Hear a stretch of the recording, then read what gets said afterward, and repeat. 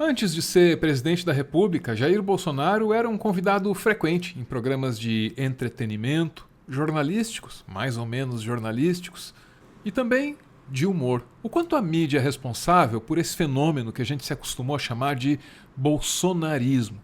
Eu fiz essa pergunta para o Jean Willis e ele me pareceu a pessoa certa para fazer essa pergunta, porque afinal de contas o Jean tem experiência na política, também como jornalista, e o Jean é um estudioso da comunicação. Jean, nessa sua primeira resposta, entre outras coisas, você apresentou para a gente um breve resumo do Brasil recente, né? E a sua participação dentro dele. Mencionou, claro, outras figuras que emergiram nesse período, né? Aí eu queria perguntar para você, do alto da sua experiência como político, também como comunicador, como pesquisador da comunicação, o papel, Jean, de um entretenimento que muitas vezes se aproveitou daquelas, eu vou chamar de polêmica, mas eu acho que não é essa palavra que cabe, né? Daqueles absurdos que o Bolsonaro dizia lá pelos idos de 13, 14 e tal.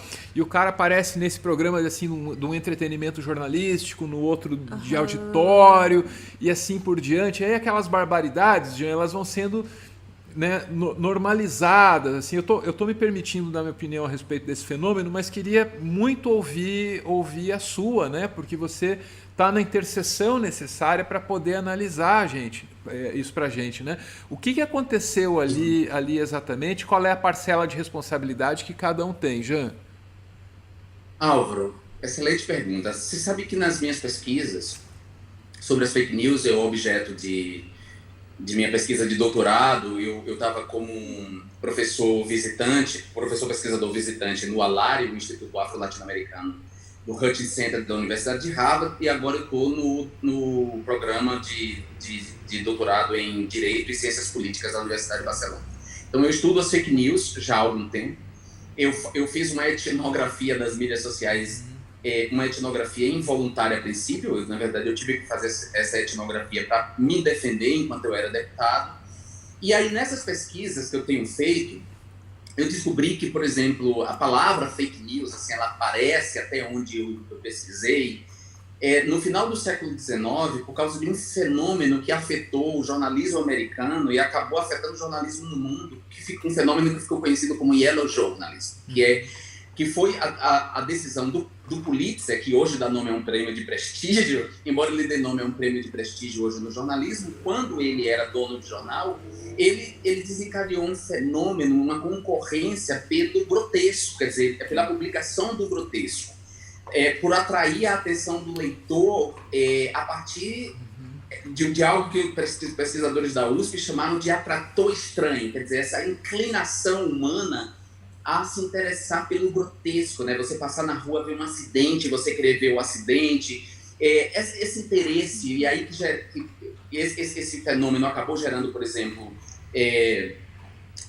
no Brasil não chamou Yellow jornalismo, mas jornalismo marrom, ou aqueles jornais populares, tipo o Notícias Populares de São Paulo, que, né, não precisava espremer para sair sangue, o sangue vertia. Ou o fenômeno dos tabloides britânicos, que também tem trabalham esse interesse. Então, isso sempre foi uma característica do jornalismo e dos programas também de entretenimento, sobretudo os programas da TV aberta, né? A gente não pode esquecer que Chacrinha jogava bacalhau sobre as pessoas, né? Era o circo de horrores, antes mesmo da televisão nascer como um meio de comunicação, já existia. Então, esses meios de comunicação no Brasil, eles sempre tentaram aproveitar do ponto de vista da audiência o que Bolsonaro dizia, e sempre tentaram que eu embarcasse nessa onda, mas eu nunca aceitei estar com ele em nenhum lugar. Ninguém vai achar nenhum lugar, a não ser na Câmara, nas comissões da Câmara, eu dividindo um espaço com esse sujeito. Nunca. Já aconteceu, por exemplo, de eu conceder entrevistas para jornais que depois ouviam ele sem eu saber e colocavam, digamos assim, a fala dele. E uma vez na Rádio Globo, me convidaram para a entrevista, eu no ar, durante a entrevista, ele entrou, botaram ele no ar, o telefone, e eu bati o telefone na hora. Ou seja, eu nunca alimentei isso, porque como um cara da comunicação, eu sabia o quanto o entretenimento estava tornando essa figura grotesca palatável, o quanto o entretenimento estava se valendo do atrator estranho, e o atrator estranho é movido pelos preconceitos, né? Assim, aí depois, com as mídias sociais, se nas mídias de massa a gente sabe se um programa está dando certo ou não pelo silêncio das maiorias silenciosas, como diz Jean Baudrillard, nas mídias sociais é o engajamento.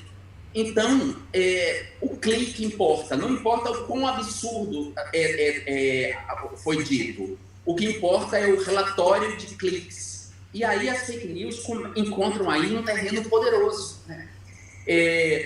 Fake news não só essas políticas, com fins de lucros políticos, mas as fake news de lucro que tem objetivo de lucros financeiros, como, por exemplo, as das teorias conspiratórias, as fake news sobre ETs. Recentemente circulou uma que até o jornal O Dia, eu acho, publicou. Eu fiquei tão chocado quando eu vi isso, porque era evidente que talvez para mim, que sou um estudioso, era evidente que era uma fake news, que era a história de que um cara foi fazer exame de próstata e gozou quando o proctologista enfiou o dedo no cu dele, ele gozou e deu 4 tiros no médico. E o médico sobreviveu e estava lá contando a história. Quando eu li a notícia, tudo indicava que era uma fake news. Então, essa fake news ela foi criada para ter clique, para gerar clique e para levar o algoritmo a distribuir a publicidade para esse canal, para esse site.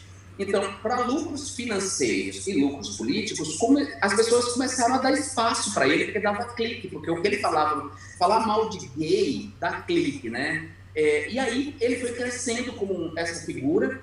A imprensa, aí os programas de entretenimento sempre deram espaço para ele. A imprensa, o jornalismo de referência, para usar a expressão de Wilson Gomes, essa imprensa comercial, ela, em parte por arrogância, em parte por cumplicidade com o antipetismo, ela fingiu que ele não era quem era e fingiu que ele não representava o perigo que representava, né?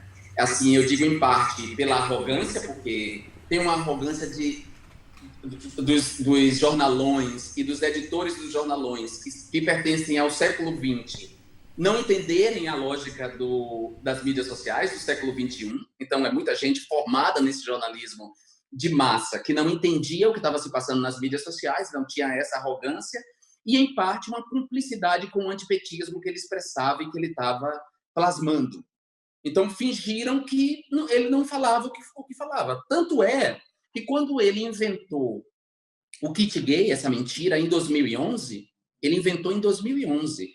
Nenhum jornal sério, Álvaro, nenhum jornal sério disse em manchetes, não é de manchete, publicações nas mídias sociais, no seu site oficial, nenhum disse, não existe kit gay. Trata-se de uma mentira. Nenhum jornal disse isso. Ao contrário, o jornalismo adotou a expressão kit gay.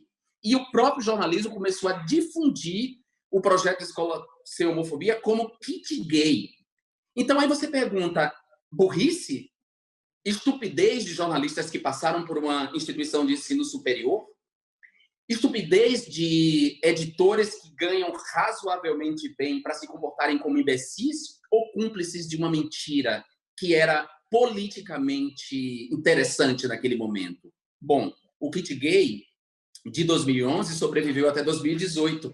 E o kit gay, essa mentira, foi repetida na bancada do Jornal Nacional, ao lado de William Bonner, com um ponto no ouvido, com seguramente dezenas de jornalistas na redação.